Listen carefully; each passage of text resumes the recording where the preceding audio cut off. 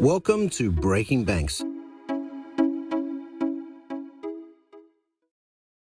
Welcome to Breaking Banks. I'm your host, Brett King. We are the #1 fintech radio show globally, 180 countries with 6.5 million unique listeners.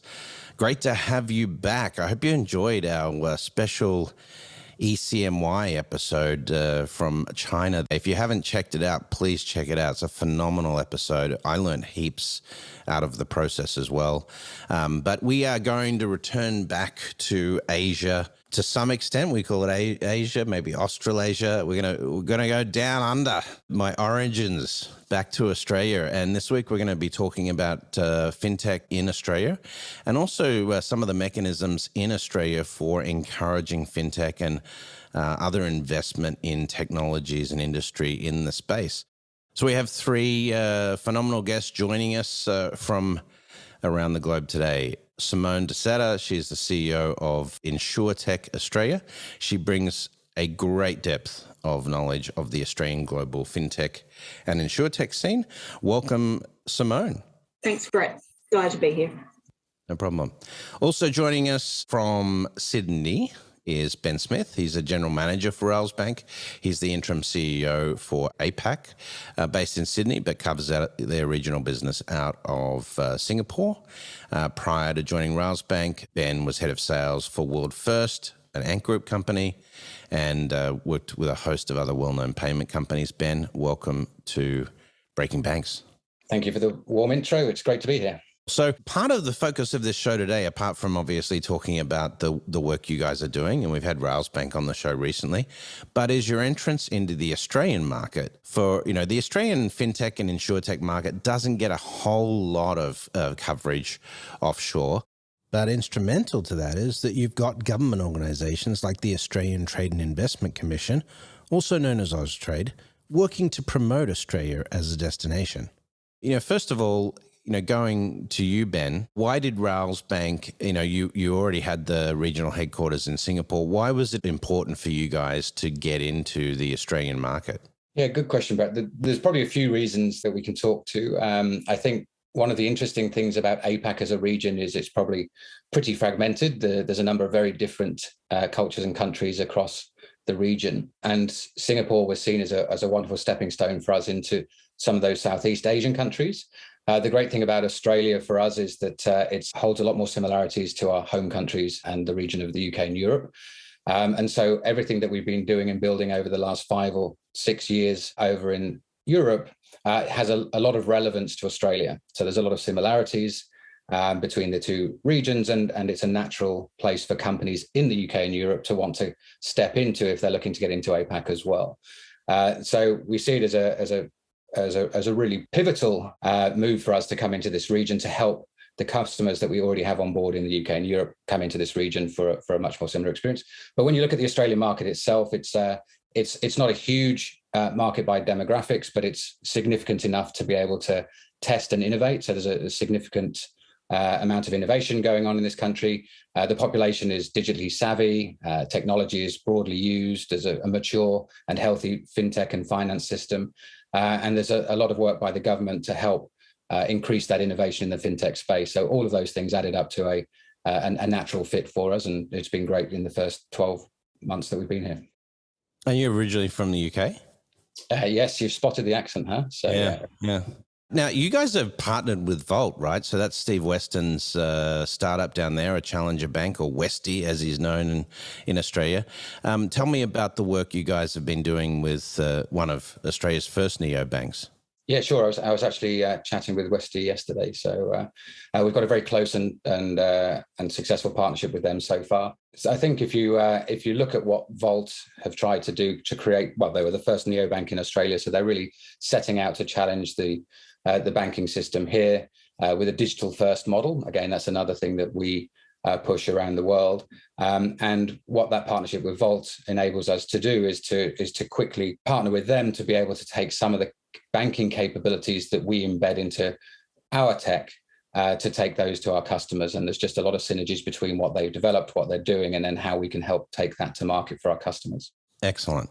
I think, one of the key elements here, like culturally, I think there's obviously a lot of similarities, but there's been a fair bit of work put into the regulatory environment being based partially in the US now, over the last, 11, 12 years.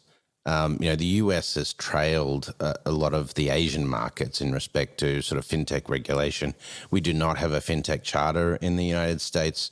Australia does, of course, have a fintech, a digital banking charter capability there. So, there's some similarities there with the UK market. Simone, in particular, we see a lot of this, a lot of that similarity being sort of instantiated through the UK-Australian FinTech Bridge. This was signed into law. It's government-to-government agreement that was signed into law in March 2018, or it's just basically a bilateral agreement. Can you tell us about how that has worked broadly? Yeah, we've found for a number of our members that's been a real positive, particularly for Insurtechs, where there's a real strong focus on the UK being key expansion. Insurance is, London is kind of the home of insurance. So this Australian FinTech Bridge has been a real way for some of our members to expand and really made that process much easier and more straightforward. And really been able to, we have a number of members who are now in both locations, so it would be our probably top location. And for Australian Insurtechs, because of the size of the market, they do need to kind of scale globally fairly early in their journey. And, we've found that through these initiatives and Austrade and some of the other grants, it's really smoothed that process a lot. So at this point, we'd like to invite Christie Downs. She's the CEO and co-founder of handdii, to the Breaking Banks show. Christie, welcome to Breaking Banks. Thank you so much, Brett. Tell me a little bit about handdii and what you guys are doing. Yeah, sure. So handdii specialises in small property claims. So we connect insurance companies and their homeowners directly to a network of local contractors to fast track and streamline small property claims. It came about because, my co-founder, she ran motor and property claims, Catherine Wood, for QBE for 8 years. And then my background's in construction. So I was 10 years an owner and director of a construction company, and Catherine was my client, and she had this problem with small claims. And look, the industry traditionally has used big suppliers, and I was like, these small claims need to get to local contractors. And we created technology to enable that for the industry. Great. So you started off in Australia, I'm guessing. Yes. In Queensland, or where were you guys based? We're from Melbourne, actually. Oh, you're from Melbourne? Yeah, Melbourne Sorry. girl, yeah. I just thought QVE, but where in Melbourne are you from? I actually grew up in the eastern suburbs, so in Mitcham. I'm a Berwick boy. Canterbury. Oh, very good, very good. Went to Melbourne High, actually, but that's a long time ago. Awesome. So then, describe the process of you guys, because now you're in the States. Describe the process of, how you started handdii, and then, what's now taking you globally. Yeah, thanks, Brett. So, look, we shared the dream with some key insurance companies in Australia initially, who went, yes, please, we'd love this. So Allianz Insurance was our first client we went live with. And after about 12 months and success in Australia, we were approached by Hartford Insurtech Hub, so an accelerator in the US. There were a number of insurance companies that sponsored that, Travelers, USAA, and we discovered that the same problem existed in the US. And so that's when, through Austrade, so we obtained a commercialization grant through Austrade, and we were able to, launch our business in the US. We secured our first client being Hippo Insurance and launched with them in November of 2019. And then we were a part of the landing pad in San Francisco. Well, I say that, and we were 2 weeks in and COVID happened. And so I actually did the rest of landing pad virtually.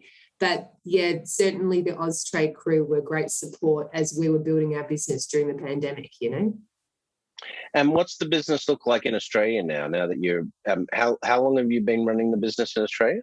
So in Australia, it's just over 3 years. And we are working with 3 of the top 5 insurance companies, and we provide a national service. So our contractors are nationally in Australia.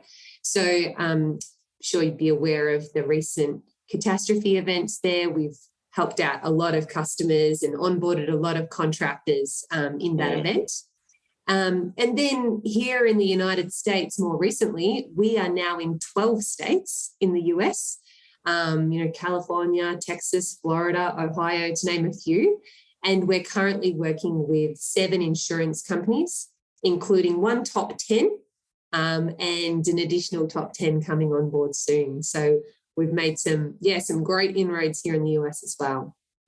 So obviously a great use case. There's clearly demand for solving this problem. How do you find local contractors? Yes, well, we're very particular about the type of contractor that we're getting on board. So the industry traditionally, there's big national franchises, and there's a number of contractors that everybody uses. We're keen to identify local remodel contractors usually that have between 3 and 30 people in their team, kind of a mum and pop shop who are really passionate about customer service and their reputation in their community. And these companies are excited about a $2,500 repair. They're not doing it just because they have to and they'd prefer a bigger one.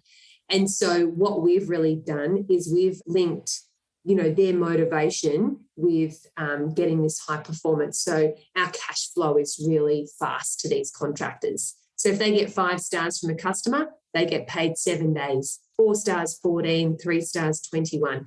And that's unheard of in the industry. So they feel rewarded, motivated. And because of that, we're consistently getting 4.9 stars out of 5, which is exactly what the insurance carriers want, right? It's a pretty interesting model. If you try to do something like that in banking, when it's in respect to interest rates or something like that, you just can't do it because of regulation. So it's good to see that, at least in the insurance space, it's allowed. So Ben, tactically, how did the Austrade relationship come to be, and how did it smooth your entrance into the Australian market? Yes, so Austrade's well known to us. We've got people with connections into different government departments, but so we were well aware of their ability to make the right connection. So for us, what it helps us do is whenever you're looking to go into a new country or a new market, there are many things that you know and there are many things you don't know. And that you don't know what you don't know is the biggest challenge often. So being able to speak with people at Austrade around what the regulatory framework might be or how it differs from one market to another is really useful and really important. But not only that, some more practical things, introductions to lawyers or introductions to into corporate banks to be able to get set up, and all of those administrative parts, which if you're starting from the UK especially, which is 11,000 miles away, 20,000 kilometers nearly, it's a lot more difficult with time zones and everything else. Whereas if you've got someone, especially government related, that's able to point you in the right direction and assist with those introductions, it makes it a lot more seamless.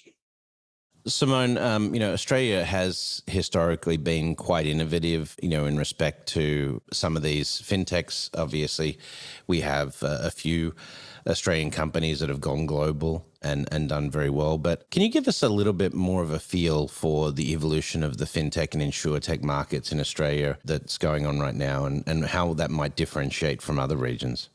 Yeah, sure. I mean, I'll probably talk more about insurtech, but I'll talk broadly about fintech. So I think for Australia, we've got this great kind of tech base. So this, it's the tech sector is the 3rd largest employer.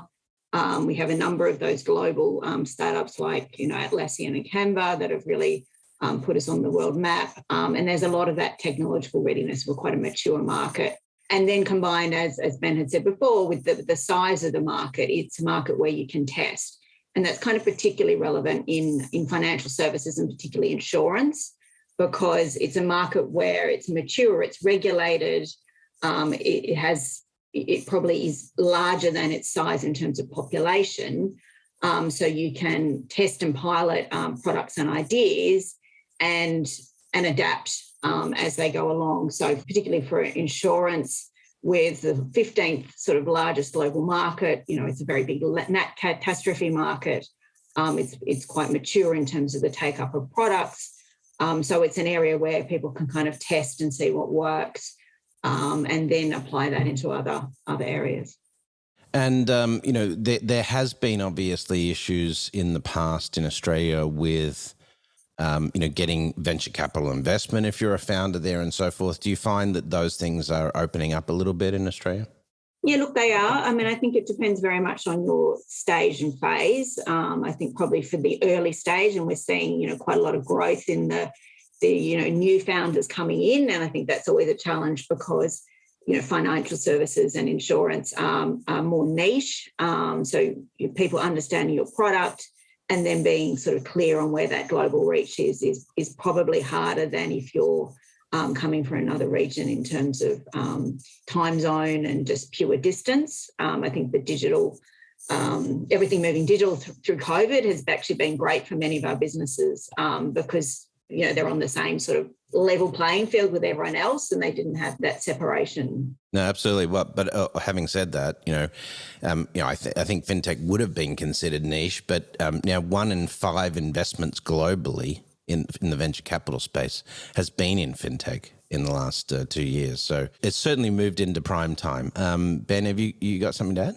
Yeah, absolutely. So just to add to what Simone was saying there, that there's a couple of areas of capital raising I think that are important to look at when you consider Australia. One is the local market as well. So the capital market here, investing into businesses that are looking to grow.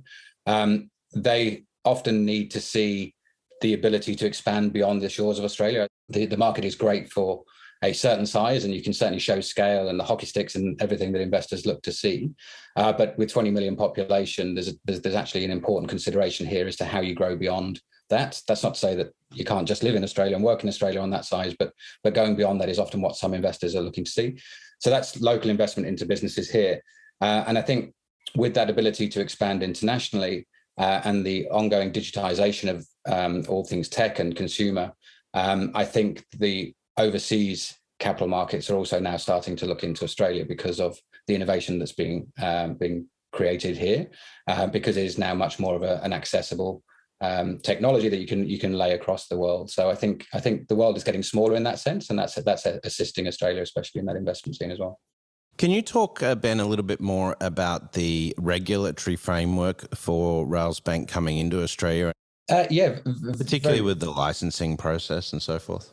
Yeah, absolutely. I think I mentioned earlier that when you start off, you don't know what you don't know. So understanding what that framework looks like and being able to map, I guess, the capabilities, the product, the tech, and everything it is that we've built across the globe and how that fits into the framework here is an important consideration. So our team spoke with local lawyers and got an understanding of the regulatory framework. We were then handheld to a certain degree as to how we go about making the connections to ASIC to make the necessary applications. And at that point, obviously, it's all down to us and the application and our credibility to be able to get the license. So it was a pretty smooth process overall. I mean, any form of license attainment is never a short or a quick thing, but we got it in a time frame that we were expecting. We were very pleased when it came through earlier this year. So, Christie, when we talk about this, it appears like you're really sort of creating a marketplace for insurers and these, repairers or, contractors to come together. In respect to the core technology that you've got there, is there anything, particularly special that you've invested in from a technology perspective? Yes. So, Brett, as you can imagine, working in anywhere in fintech, that insurance is very risk adverse and IT security is very high and scalability is really important. So, an MVP for Handy was over $1 million before we even went live. So we have a very scalable backend. So our language is Elixir. We're all AWS, and our product has 3 interfaces. So the insurance company can see what's happening in the claim, like the adjusters in the call center. The homeowner has an end-to-end digital experience right from when they make a claim through to when the repairs are completed and they get to rate their contractor.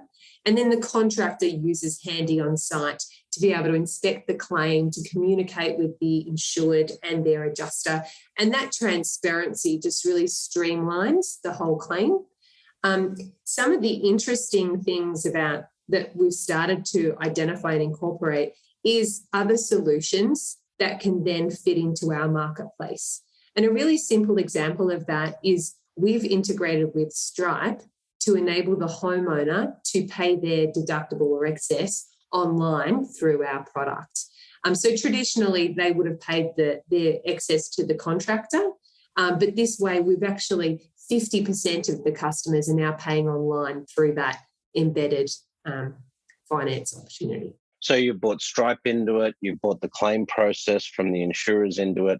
Do you run the claim process through your engine, or are you just using an API into the insurer? So great question. So during a pilot, we insurance companies can use our platform standalone. And then when they move from pilot into contract, so they've tested, our services, they're really stoked with what we're delivering, we can then integrate with their claim system. So we've been approved as a Guidewire partner. So Guidewire is the biggest claim system that the insurance companies use. And what that will mean is we can be assigned right at first notification of loss by automatically rather than by a human. And then also the adjuster won't need to swivel chairs. They'll just have one screen and see handy inside of Guidewire. And I'm assuming this works on mobile as well as on desktop and stuff like that. Oh, yes, Brett. But look, homeowners don't want to download an app for a claim. They certainly want to. So everything is linked to email or whatever communication channel the homeowner desires. But yes, of course, rendered off for all the different devices. So where do you see this going, in terms of, obviously you're going to incorporate more states and hopefully more insurers, but from a technology perspective, do you see opportunities down the line where you could use technology to even streamline the process further? Oh, absolutely. So look, nirvana for the insurance companies and certainly for the homeowners is, imagine you're a homeowner and you go to the website of your insurance company, you start to make a property claim, and behind the scenes, you go through Guidewire, their claim system, you then end up in Handy, but you're none the wiser. You're then just matched with a contractor, within minutes. And then that contractor comes out to your property, you're able to select them, they undertake repairs, and there's no headache.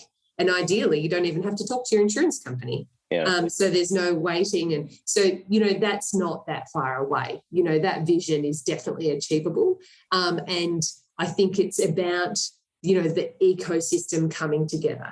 So, we don't profess to be a claim system or even estimating software, or, there are other solutions out there in the Insurtech space that could really plug into, our workflow and our marketplace to continue to enhance and evolve that, to really continue to streamline and automate the process.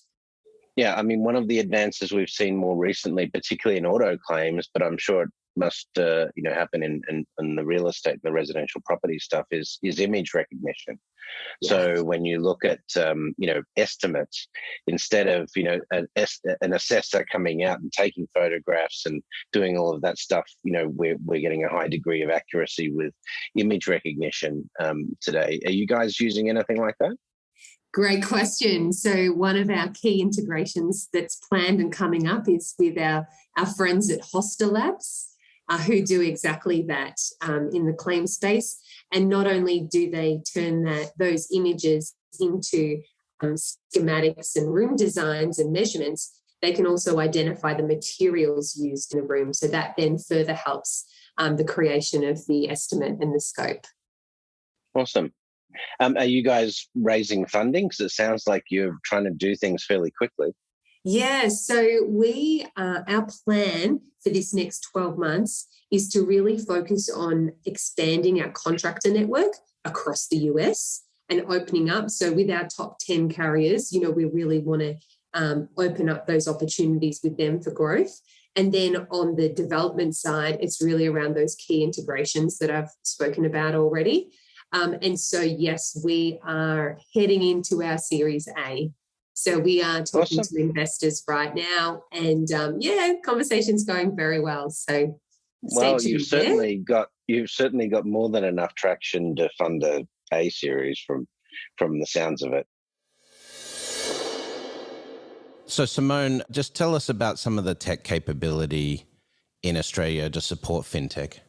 It's really broad. We have, I guess, a number of members that are focused on, insurance systems that are cloud-based and much more flexible and modern, and they support insurers and brokers and those in the distribution chain. We have a lot of members that are looking and using AI, so they're using visual or voice, and being able to focus on how do they take those solutions, that capability, and slot into the insurance process, which is usually, multiple players, multiple kind of handoffs and ways to really streamline that, and particularly around not having, so much of a physical presence. So being able to do remote assessing, using visual imagery, being able to assess risks through satellite type imagery. So there's really sort of an Insurtech solution for every sort of bit of the insurance value chain, and they're really focused on really reducing that friction and providing a better customer experience for, the insurer, and then ultimately for their customer as well. And Ben, what do you think the opportunities for the Australian market are, that you've seen? Yeah, absolutely. I think there are numerous studies now that have been done that kind of talk to the size of the overall embedded finance market. I think the one number that sticks in everyone's mind is $7.2 trillion by 2030. That's less than 10 years away. And for size comparison, the top 30 global banks and insurance currently represent 3.6 trillion. So in terms of overall market size and opportunity, it's significant. I think if you look at breaking it down a little bit further, some of the newer trends that have been talked about, banking as a service, as a concept, is pretty new in Australia. We were fortunate and well positioned to be able to launch the first banking as a service customer in the country, and followed that closely with another first, which was the first debit card attached to an embedded deposit account. So with all these firsts going on, I think the opportunity is significant going forward. A recent survey suggests that more than 80% of regulated financial services providers expect BaaS market to grow in Australia.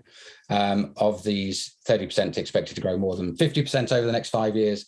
And that's just the regulated financial service players. If you then look at the distributors, which are retailers, e-commerce providers, consumer brands, they're expecting growth to exceed 70% year over year for the next 3 years. So whichever way you look at it and wherever you're looking at it from, I think everyone's starting to see the power of really embedding the finance capability or the finance service at the point that it's needed by the user. Absolutely. No, I think, I don't think there's any argument that embedded finance piece is key. We're moving from a world of products to experiences for financial services. That's the key shift. So for those of you who want to learn more about Insurtech Australia, please visit insurtechaustralia.org. If you're interested in Australia and the opportunities in fintech, you can check out the Australian Trade and Investment Commission at austrade.gov.au/fintech. They focus on things like providing market profiles and insights. And as you've heard on this podcast today, they're also active in providing instructions for companies looking to invest in Australia, as well as helping Australian companies move offshore. Ben, where can people find out more about what Railsbank is doing in the Australian market?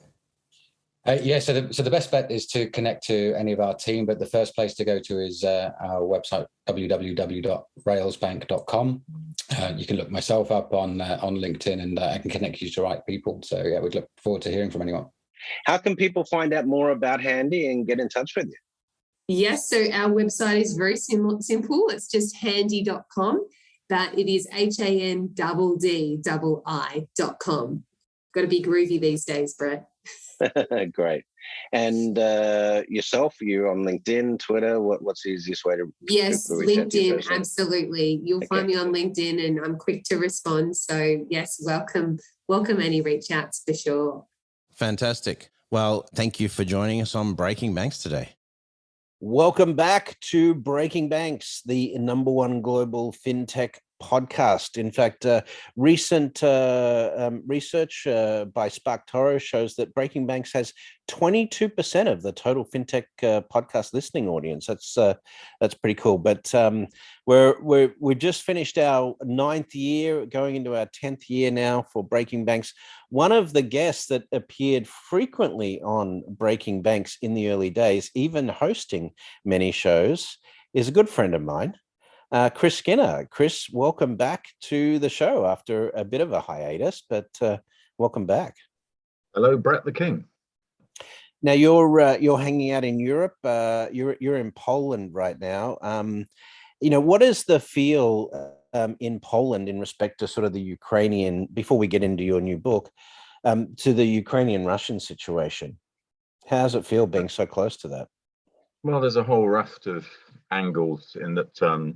If you actually look at the history of Russia, you can understand a lot more about the relationship with Ukraine and why, to a certain extent, the actions could be justified. But the way in which they're doing the special military operation is a war crime. And so that's really a huge issue. Poland saw over 3 million Ukrainians come into the country in just over a month when the war started. And when you're talking about a country with 39 million people, that's suddenly 42 million people. And, I blogged and I shared blogs from people from Ukraine and Russia in Fintech on the Finansier.com. You can find out more there about what's happening. To a large extent, if I'm honest, I think from the day-to-day life view, it's kind of a little bit like all of us have been for the past 2 years in the pandemic, locked in and using Wi-Fi. But obviously, the difference is you might have a bomb hit your house the next minute. Yeah, that does make it a little different. So you've got this new book out. Is it book number 11? I'm trying to keep up. 17 or 22, depending on how. Well, you count. depending. Right. Okay. Well, I'm way off then, because you've also got the children's book series right now, which is doing incredibly. If you include the children's books, it's 22. But right. This is number 17 business book. There you go. So it's called Doing Good. Sorry, I always say digital for good. In the business books, it's kind of like only 6 that are worth reading, so you can ignore 11. Right. Okay, there you go. So it's Stand for Something or You Will Fail is the subtitle. Digital for Good. Stand for Something or You Will Fall. Or You Will Fall. Sorry. Yeah. I got to get new glasses. Stand up for falling down. Yeah. You'll fail as well, right? Yeah. Anyway.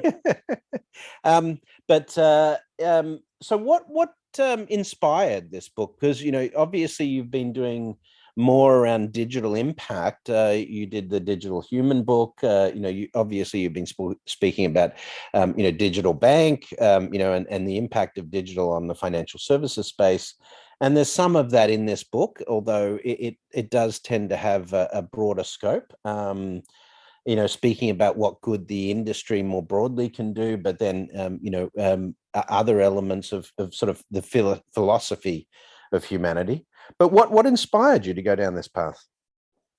So a number of points in working in financial services and technology.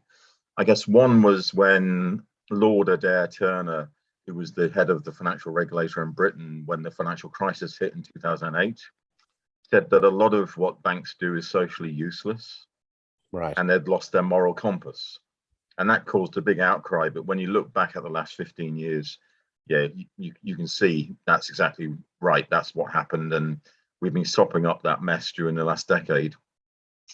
A second thing was when I went to visit Ant Financial in Hangzhou, China, part of the Alibaba family, and there was a poster on the wall of Jack Ma, and the slogan was "Do good for society and good for the planet." And that kind of was a real light bulb moment, because I was surprised to see that message in a Chinese fintech company. And then I realized that an awful lot of the fintechs that you and I know and you've interviewed on your show have very young visionary people who have a passion for making the world a better place as part of their purpose. And purpose became a big theme, particularly over the past 3 or 4 years. Culminating maybe in the final piece in the book that's an angle around stakeholder capitalism, which Jamie Dimon, the CEO of JP Morgan Chase, delivered as a campaign for the businesses of America in November 2019. Talking about stakeholder capitalism is now replacing shareholder capitalism. So all those things were bubbling together and emerged into the themes in the book. Nice. It's interesting to hear Elon Musk talk about his businesses. When he's asked about a philanthropy, he says that his businesses are philanthropic in terms of human future, which I think is, also something we're going to see more, particularly as, we've got this broad inequality, but we've also got a situation where, clearly the impact of artificial intelligence and climate change in general is going to force us to look more collectively at the needs of the human species over the needs of individual corporations or markets as in the way that we've traditionally looked at them in a capitalist sense. Now, here's a funny thing, which is recently the Standard & Poor's ESG 300, which analyzes companies' behaviors based on their environmental, social, and governance activities, dropped Tesla from the list because they said that Tesla, from a social and governance viewpoint, is behaving badly. And Elon Musk said that they've lost their integrity. But when you look under the hood, there's actually quite a lot of social and governance abuses, racial discrimination, etc., within Tesla that's been kind of proven and supported. There's they put definitely ExxonMobil on there. some HR issues there, yeah. Yeah, but it's quite interesting that who appears on that list and who doesn't. And in the banking industry, Wells Fargo dropped off that list, and yet the other big American banks are on there. And I could question, why are they on there when they're investing in fossil fuel projects and new fossil fuel projects in particular? So this is a central theme of the book, doing good. It's called Digital for Good, obviously, the book. But in terms of that social contract that banks have with, individual account holders and society in general, there were some real gems in the book. One of the things, I liked is that there were, players in the space articulating this change. So obviously you had people like Tom Blomfield from Monzo talking about how they had designed certain elements of their bank account to do good for people. One I remember offhand from reading was a case about an individual who had problems with gambling.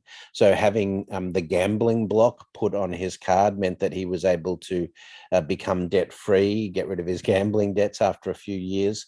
But this is something that, again, from the core ecosystem of what banks provide to customers, this is not currently a driver of core business activity. But the pandemic seems to have shifted some of that, because as we're digitizing banking, we're also looking at more tools to help people manage their money more effectively. So, give us a bit of a viewpoint in terms of, from a tactical perspective, how do you think expectations are going to change around what banks provide their customers in respect to, doing the right thing for customers? So that one, Brett, first touching on the people I handpicked to contribute to the book, which is a mixture of interviews, their own opinions and chapters, and my opinions and views. I wanted to get it in the round. So, there's people from every continent talking about how they view the way in which technology and finance. Sorry? Except Antarctica. Yeah, and except the Arctic Circle, although the Baltics are kind of included. But the 5 main continents where there's a human activity rather than polar bears and penguins. And I wanted to get it in the round so everyone could give a view around what's happening in their view of the world and their part of the world.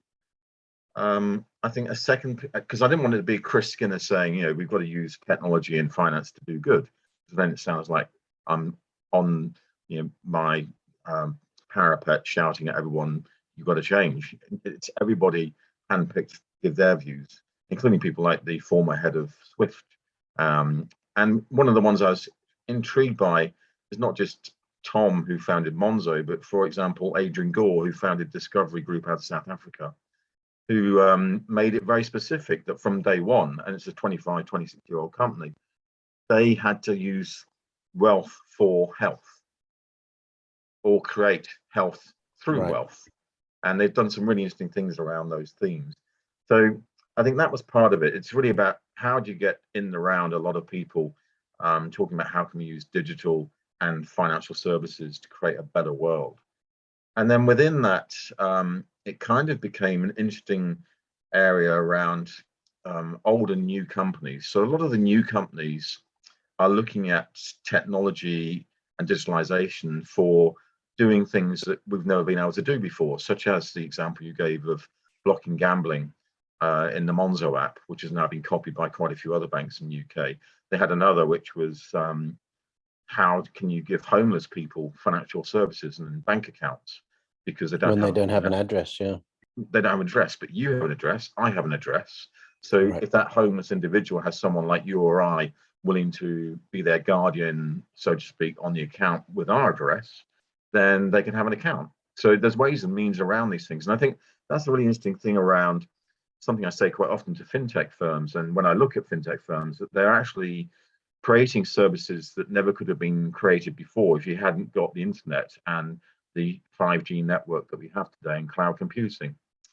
For a traditional bank, and this is the third part, they really, when you talk about ESG, think of it much more from a commercial banking and corporate view.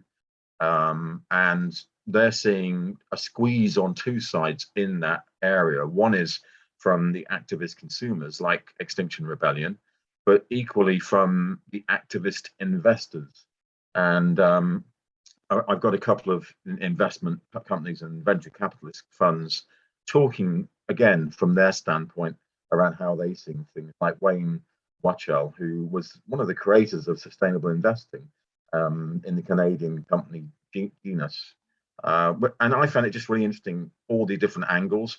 And I guess it's summarized quite well by Gugo Stocco, who's the co-founder of Banco Original in Brazil. He said, what if a bank is just a bunch of algorithms? How does that change the world? And when you integrate those algorithms with farm tech, agri-tech, health tech, all the other techs, then that's where digital can really transform our future. Now, on the ESG side of things, and again, you've been talking about that a lot lately, in your social media and basically in your platform. But clearly, there is more emphasis on this and the need to be good corporate citizens, whether it is banks or someone else. And we've had some of these banks called out recently. Extinction Rebellion, who you just mentioned, they've been organizing protests, particularly in the UK, at the front of HSBC and Barclays with these naked protesters and so forth. But do you see a sort of sea change there, particularly as climate impact gets more severe? What do you think the pushback will be, or what is likely to be the social response to banks and the roles they've played historically in supporting fossil fuels and the impact to the planet?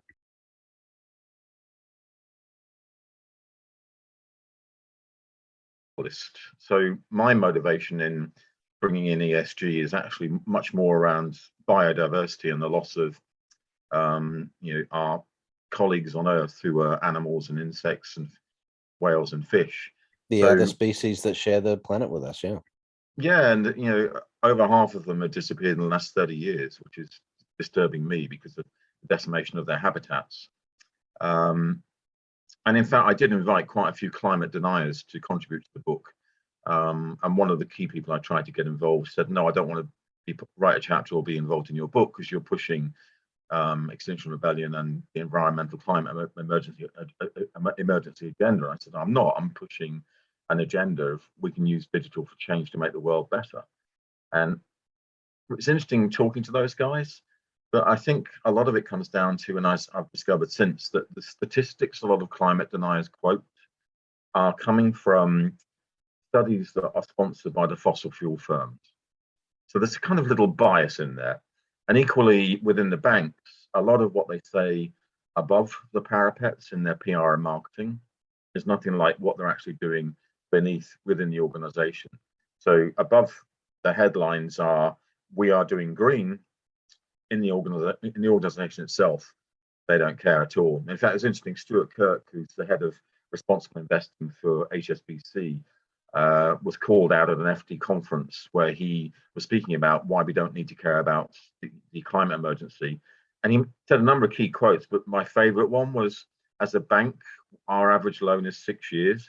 We don't care what happens to Earth in the 7th year. And that is kind of worrying. You know, I had a discussion recently with Insurer about this, and I said, you know, like, isn't the global insurance industry going to collapse when climate happens? And he says, no, we're just going to refuse to stop insuring things that are at risk from climate, you know. But it's like, so, you know, you've got all these exposed assets. It's not exactly a moral position to take anyway. There's a lot of talk in the book about the impact of the pandemic. Obviously, this was written at a time, you know, when people's memories were still fresh in respect to this. But looking out over the next 10 or 20 years, with the digital transformation we've seen that accelerated during the pandemic, what bets do people make in the book about how technology is going to change the nature of banking?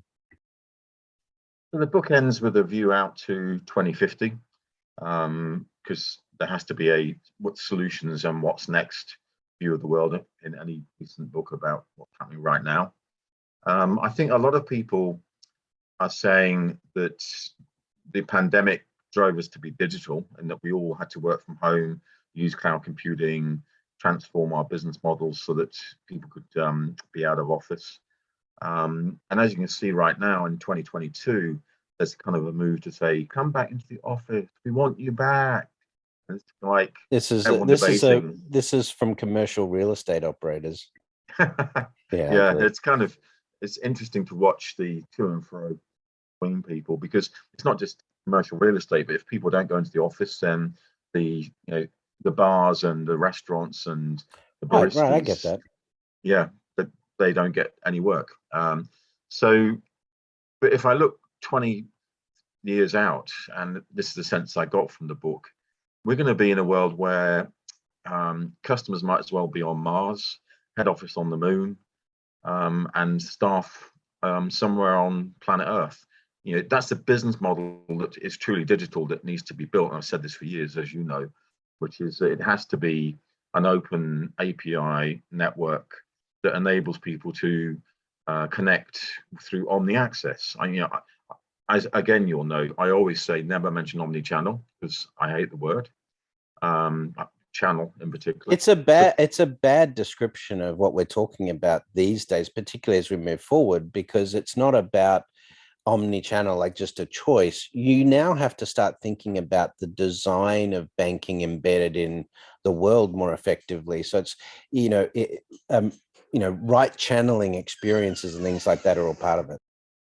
Yeah, and what's happening that's key in banking is the fintech world is being born digital, and the banks have been born physical, and now they're hundreds of years old. And in fact, I enjoyed a conference the other day, one of my first live conferences since the pandemic ended or is ending, where I could talk about Bankenstein, which is, the old banks were born physical 100 years ago, and now they're only kept alive because they're all dead parts through injecting electricity up the backside and dressing them up in a nice t-shirt and jeans so that they look cool.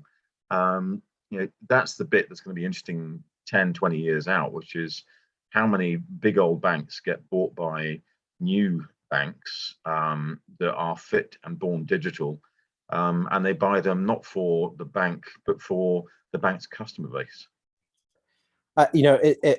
10 years ago, that statement would have been considered ridiculous. But given that we've already seen that with Gojek buying, a large share of a bank in Indonesia and others, Nubank now being the largest bank in Latin America and so forth, it's not such a silly idea after all.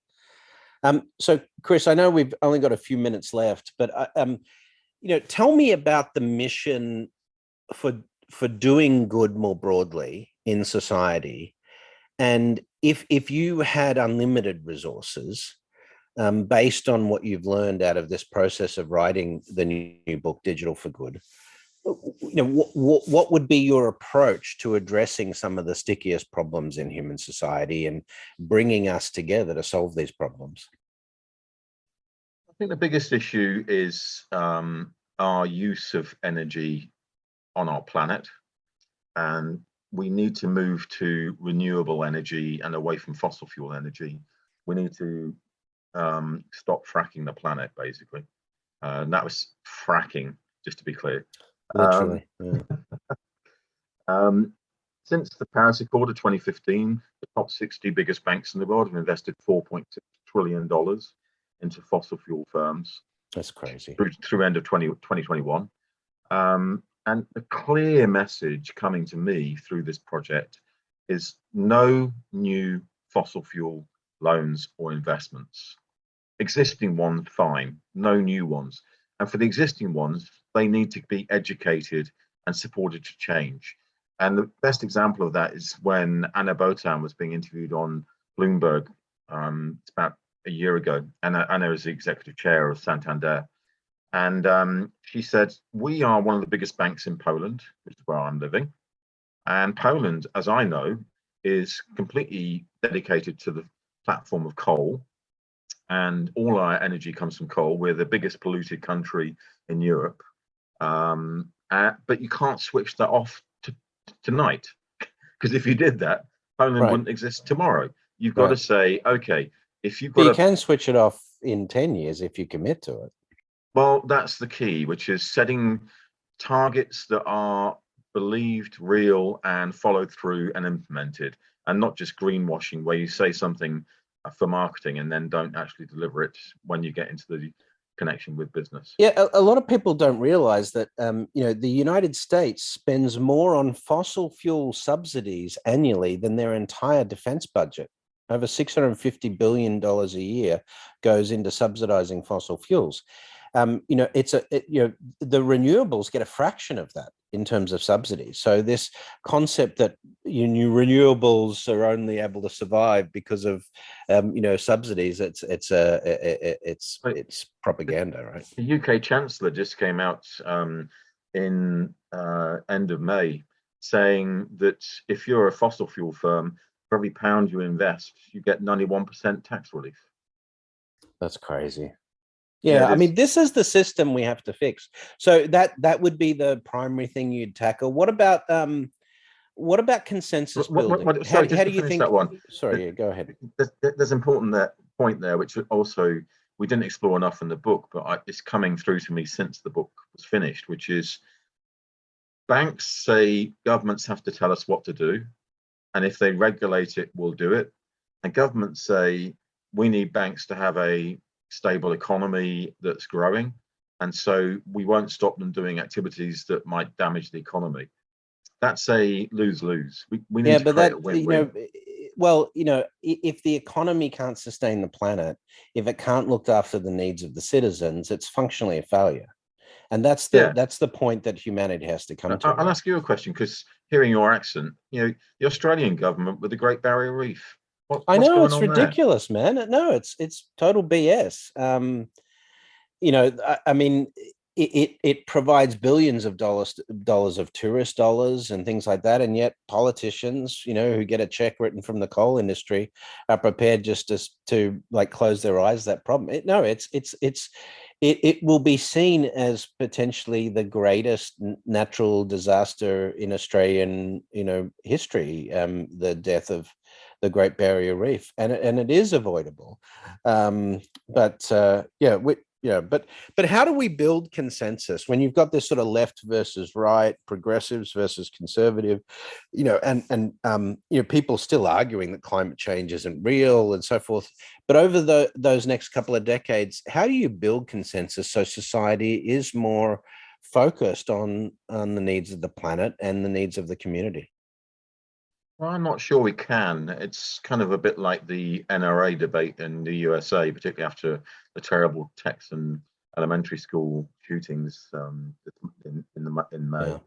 And what I'd say is what's going to happen is the activist consumer and investor will get more and more dolce, and eventually it'll move from activism without harm to activism that does harm.